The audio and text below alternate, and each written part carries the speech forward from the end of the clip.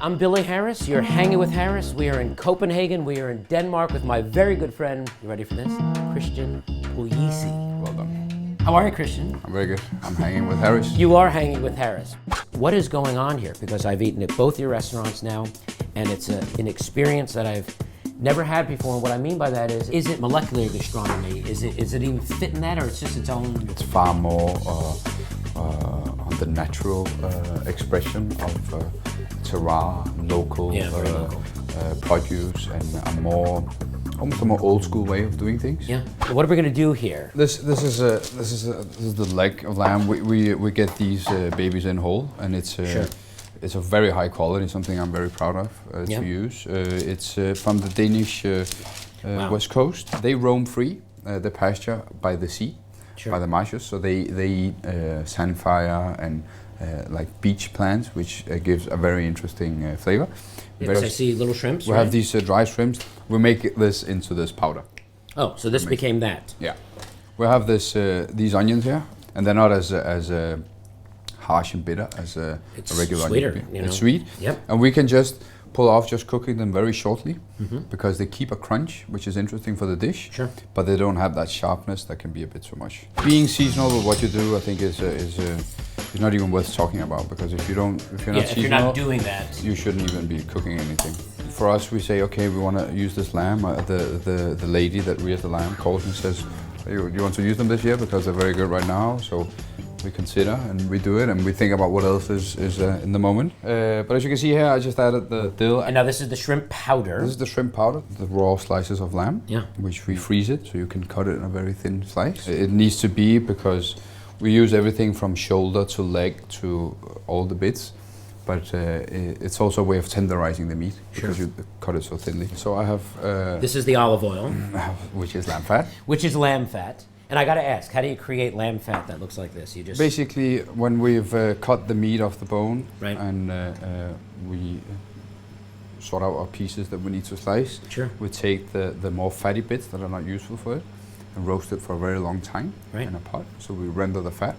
We add the oil. It gives a very roasted lamb flavor for the dish. Lemon juice? I add a lot of lemon juice to this, because now we only have onions and meat. You know, we need acidity. We need a little citrus, to freshen it up. We just give it just a little bit of heat, and it's just to make sure that lamb fat doesn't cool down and start glazing the meat. Can I try it? If you really want to. I do really want to. What's really great is that shrimp powder. Yeah. Chef, where did the name Relæ come from? You could have called it Susie or Spoon.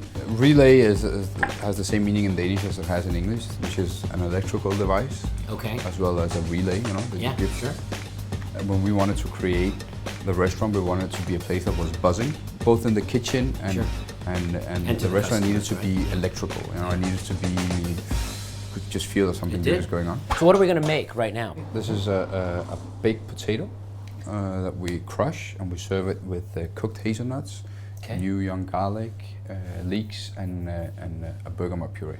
So we're just going to start by grabbing these hazelnuts. Okay. These have been pressure cooked for about 7-8 minutes, but it has the same consistency as a potato that is very lightly cooked. And we'll have our young leeks that we've just blanched shortly and cut into smaller pieces. What are we heating up?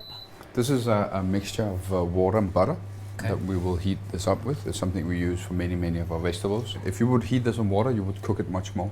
Right. In the butter, you still keep a high temperature, but it slows down on the cooking.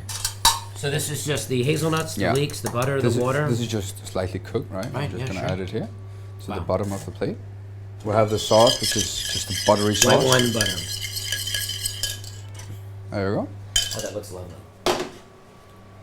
Then Alright, so these are the potatoes. we go on with the potatoes. We just peel them and bake them in the oven until they come out quite dry, because this is a potato that is useful for this. It's very simple. I like the consistency, because you make your own potato mash when you eat this. Sure. But it has this fluffy texture to it, because it's not mixed together. This is the bergamot puree. It's very aromatic, it's very bitter and sour. Bitter and sour. This is hazelnut oil. Okay. And this is what you makes the illusion of the pasta dish, because this is the. Because we thought it was. It's not the Parmesan, it's the hazelnut. That's it. And some salt. And some salt. Just an average day at the Relæ kitchen. I've never tasted anything like that in my life before. But now that I know it's a potato, I'm getting the potato. But the hazelnut is extraordinary. Just its combination of the soft powder on top, but then you get the crunch. So it's that whole balance, right? Everything we do, we try to keep it simple, so you will not experience more than 3 or 4 components to the dish. But when you constrain yourself to that, you need to put a lot of work in, exactly as you say, finding the balance, finding the structure of things, how you can get the right consistencies. Well, this has been a treat. My very good friend, Puglisi, Relæ, Manford's. When you're here, come say hello. Thank you for hanging with Harris Chef. It's been an honor, and I'm going to eat the rest of the food, and we'll see you real soon. Thank you.